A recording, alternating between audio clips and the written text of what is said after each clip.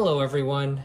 This is a follow-up video for my Simpsons Arcade 1-Up cabinet modification series. The previous video I had showed you how my buttons and joysticks were customized for Mame running on the Simpsons cabinet using the soft mod. And today I'm just going to show you what the controller board looks like, because I got a couple questions about the USB encoders as well as whether or not functionality still works for the original Simpsons and Simpsons Bowling. So to start off, this is the back of the control panel, and you can see each of the four player positions. This is player 4, player 3, player 2, player 1, and each of them has their own individual USB encoder board here and here. And they're pretty much wired the same for all four positions. And I'll start with going over some of the updates that I did to the elements. So the buttons, I don't care for the original Arcade 1-Up squishy type buttons. So these are all updated to IL Happ for the jump, attack, and special buttons. And I did retain the original joysticks because I didn't mind the way they felt. I did upgrade the start buttons with these light up EG start buttons from Amazon. And then also the coin buttons are also from, I think, EG starts from Amazon. One note on the joysticks is, even though they're the stock joysticks, I did have to customize a little bit of it, and I'll show you what I mean.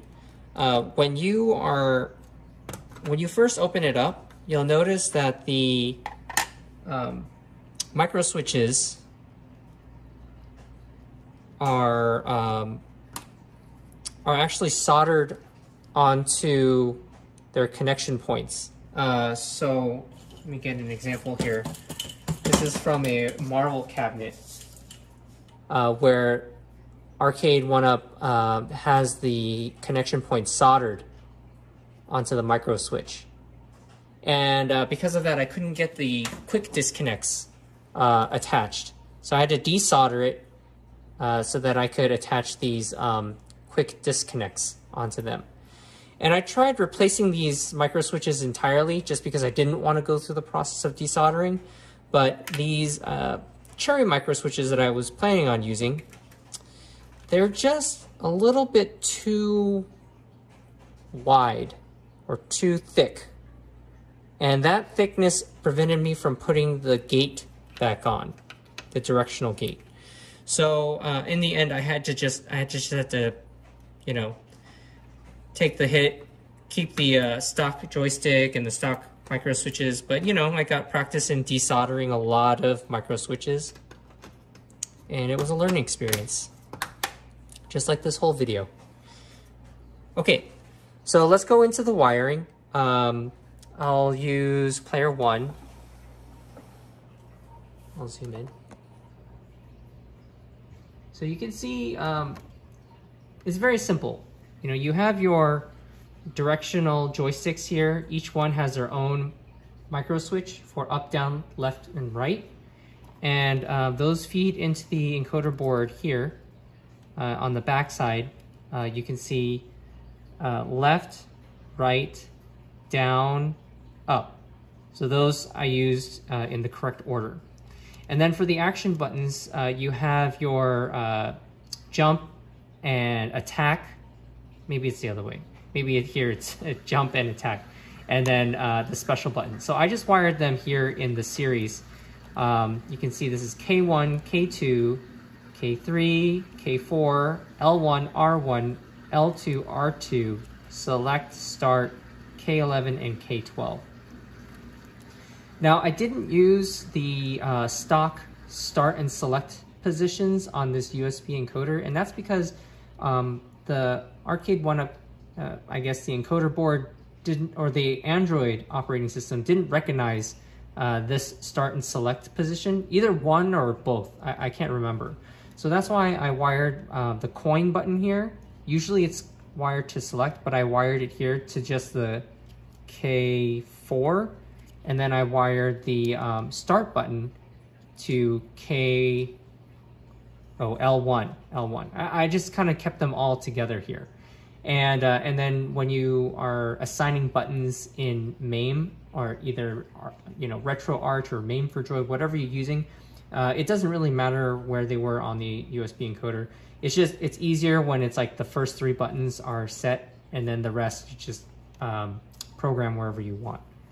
And then of course here, these red posts on this type of encoder board, these are for 5 volts, and the 5 volts are used to light up the LED buttons.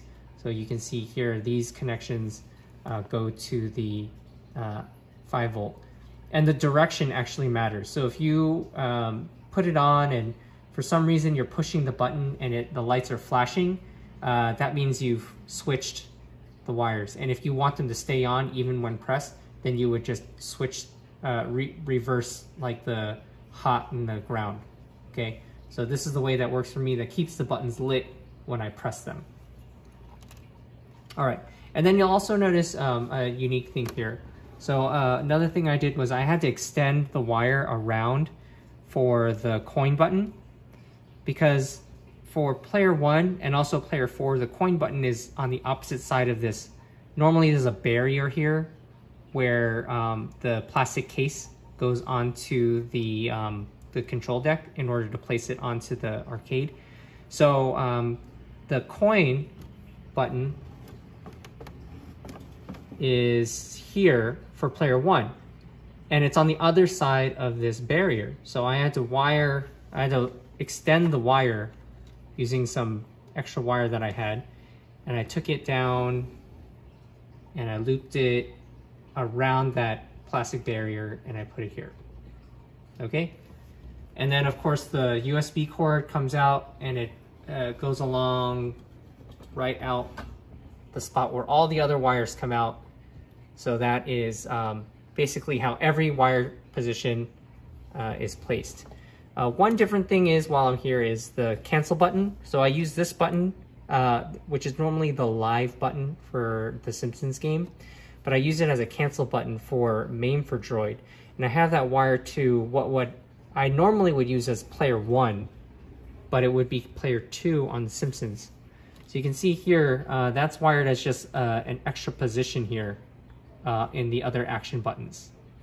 And I have it configured in Mame4Droid where this cancel button could be pressed on any of the positions, even though this is the player 2 or player 1 position. I showed earlier that in Mame4Droid, the positions activate when you push a button. So this blue section could be player 2, it could be player 1, it could be player 3 or player 4, but this will always be the cancel button for any of those players. So that's kind of how I had it set up. It sounds confusing, I know, but trust me, that's the way it works. And then this is the trackball. So the trackball, I didn't do anything to it. I kept the wiring here, but I did have to take the original wire out. So the original wire from the trackball, and I'll zoom out, goes from the trackball, and it is plugged into the 12-in-1 Thunderstick encoder board here. And then there's another line that comes out here, and this attaches back into the trackball. And then the other thing that I kept was the headphone jack. So this goes to the headphone jack here. So those I kept. And by doing this kind of like cross-board connection, you can keep the trackball operational for both Simpsons Bowling and for trackball games. But again, the unfortunate thing about Android is that when you use a trackball, the on-screen mouse cursor will show up. These other connections here, this is just your volume buttons, and then this is your power switch.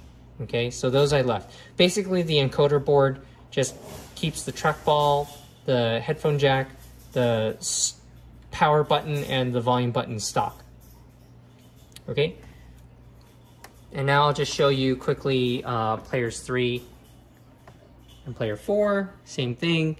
Your action buttons, coin and start go into here. And then your joystick buttons, they just go into here, same as the other side.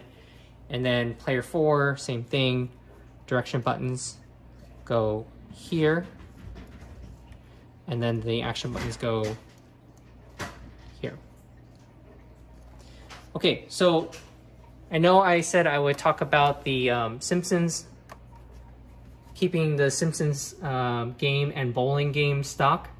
And just to explain that, when I had this connected, I tried to keep the wiring for at least player 1 in order to use it for both the Simpsons and for RetroArch or Mame4Droid, and it just wouldn't work. For some reason, when you have other encoder boards hooked up, it just wouldn't allow this to function at the same time.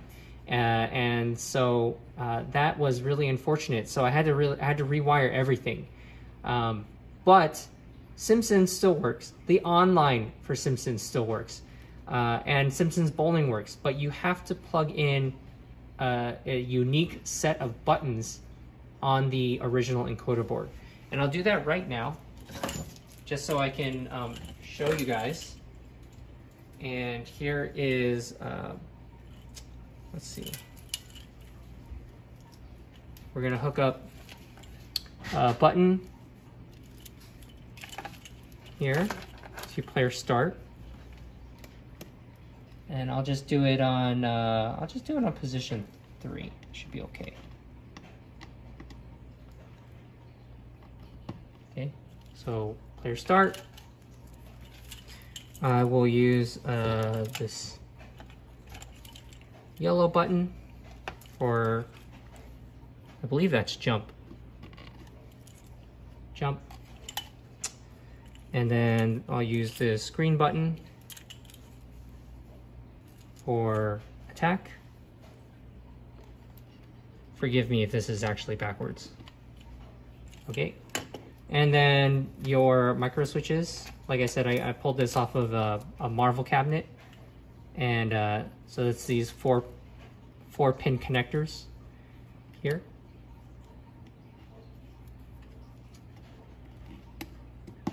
And then here. Okay, so I've got this ghetto joystick here to these micro switches and my ghetto action buttons here. All right, I'm gonna power on Simpsons and I'm gonna show you guys how everything works.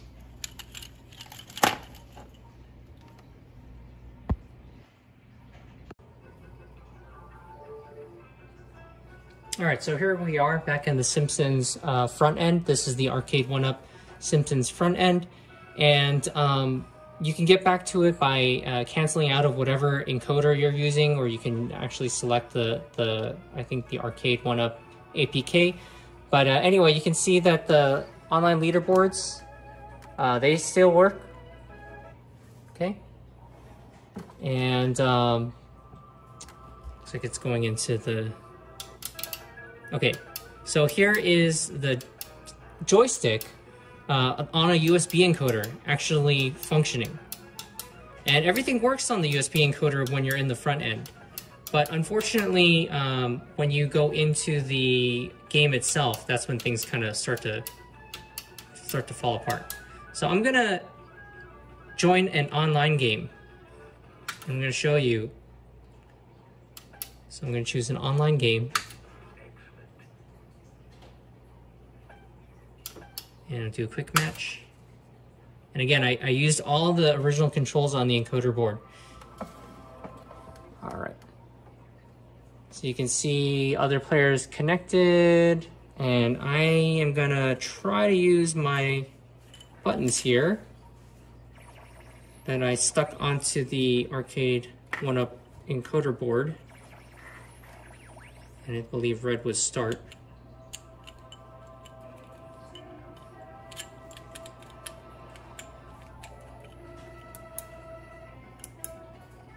Let me switch that to another position.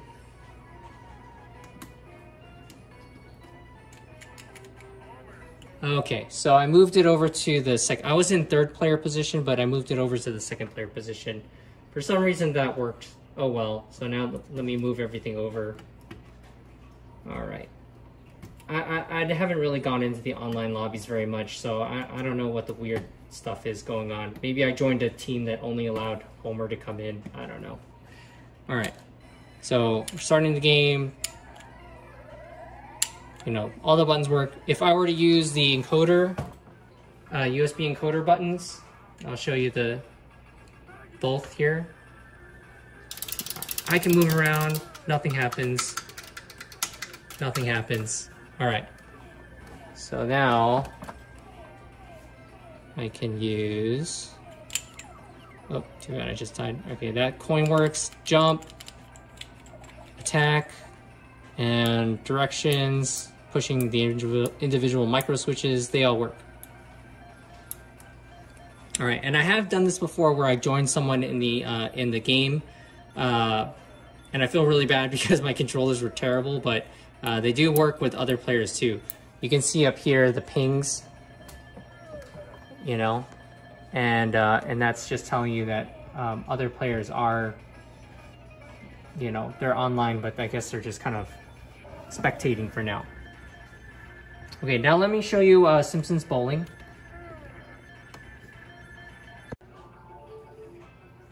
All right, I'm back to the front end. I had to edit the video because I didn't have a good way to cancel out since I used the live button as my main cancel button. I guess I could have just plugged in the button over to the cancel button, but I guess I didn't think of it at the time. Anyway, for Simpsons Bowling, the trackball works. I can show you here. You can see it's recognized as like a mouse cursor on the screen. What's nice about Simpsons Bowling is you only need two buttons. You only need a player button, the start button, and an attack button. So I'm gonna take out the others, and I'm only gonna keep. I'm gonna keep start. I'm gonna remove one of these attack buttons. I don't need any of the direction buttons. So those are gone. So with just these two, I can play Simpsons Bowling. All right. So again, I'm just using the encoder board, USB encoder board buttons to start the game. Okay, so those all work. When you get to this screen where you have to like press start or add a coin, this is where the USB encoder doesn't work anymore. So you would have to push start, and then that will start the bowling game. And you know, here you can choose using the trackball. Let me move back. All right. Okay, so I'm using the trackball, and there you go, player one. Now I have to push the action button. Start doesn't do anything. Standard bowling, normal controls. All right, Homer, sure.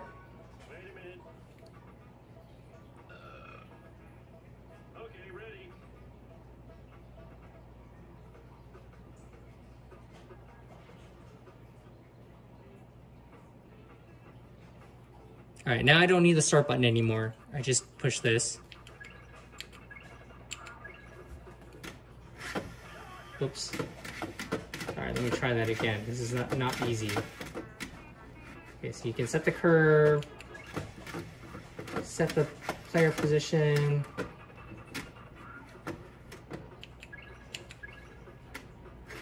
All right, and there, you can roll it. All right. So Simpsons Bowling works. The mouse cursor on the screen sucks, but you can get rid of it. Okay, so in my previous video, I showed you the USB hub, and this allows me to select which player position is activated, and the top one here, this is for the trackball. So if I pull it out and just take off the trackball from the thunder stick encoder, 12-in-1 encoder. Simpsons bowling will still work. So choose that. Choose that. Oh, sorry. I can't do this one-handed. Hold on. Okay. I'll just show you. All right, so I can still move the lane, and there's no more mouse cursor. And here we go. Go. Try it again. All right, there we go. Yeah, so no more mouse cursor, but it still works. The trackball still works. So anyway, that is showing the new control panel layout that I had to hardware mod, and then the showing the online Simpsons functionality still works with a little bit of a workaround, having the buttons, a separate set of buttons attached to the original encoder board, and then showing that the Simpsons trackball works with bowling. And you only need 2 buttons in order to play Simpsons bowling. Even if you have multiple players, they still can just use these same 2 buttons. So I hope that's helpful. My kids, they actually like Golden Tee more, so I don't think I'll be playing the Simpsons bowling, but I'll keep these buttons attached anyway, just in case I ever want to get back to it. But for the most part, I think my build is done. I've got all 4 player arcade cabinets games that I want, and I have, you know, a little bit of Golden Tee, a little bit of world-class bowling, so I'm pretty satisfied with the way this turned out. Thanks everyone, and I hope this inspires you guys to do your own modifications. Thanks.